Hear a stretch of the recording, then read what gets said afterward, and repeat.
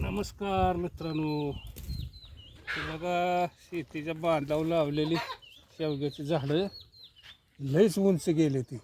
आणि ती उंच गेल्यामुळं काय शेंगा काढता येत नाही. त्या आता एवढी उंच गेल्यावर शेंगा काढायला लागले तर मग फांद्या मोडतात. म्हणून सोडून घ्यायची सगळी झाडं आणि ह्याला असा बियारा बनवायचा आहे. बियारा बनवला की हाताला असं काढता येते शेंगा. त्यासाठी बघा हे चवळून घ्यायची आहे सगळी झाड. आणि उंच गेली झाडं की मग शेंगा काढा येत नाही त्या, मग फांद्या मोडते त्या. फांद्या मोडल्या मग शेंगा त्याच्या कळ्या सगळ्या नाश होते त्या, असं होतं. बघा हे चवळून घेतली आज.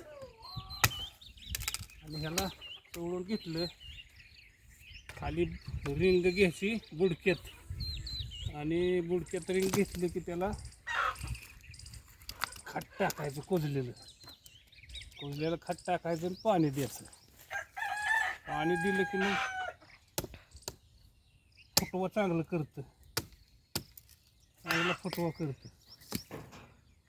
आता बघा हे सवळलं की असा डेरा गोल बनल, त्याची उंची वाढत नाही. पुन्हा आणि शेंगा काढा येते त्या, आणि आपल्या हाताला शेंगा अशा काढता येते. तेव्हा एवढ्या अंतरावर ठेवलं असं गोल डेरा होतो ह्याचा. उंच गेल्यावर काय शेंगा काढता येत नाही, खांद्यामुळे त्या काय उपयोग होत नाही त्याचा.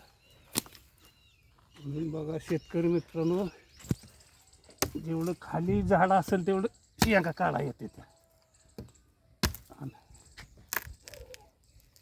आणि ह्याला सवळलं तर उपयोग आहे.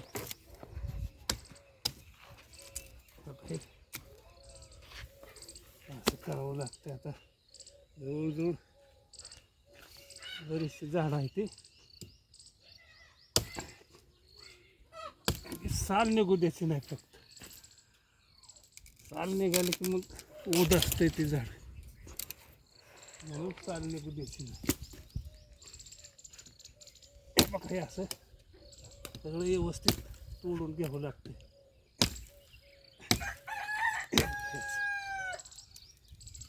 साल असं फासुटू द्यायची नाही.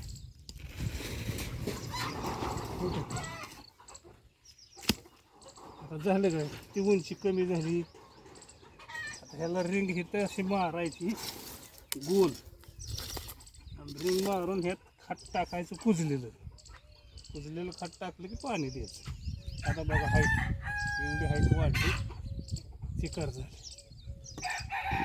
चला पुढं.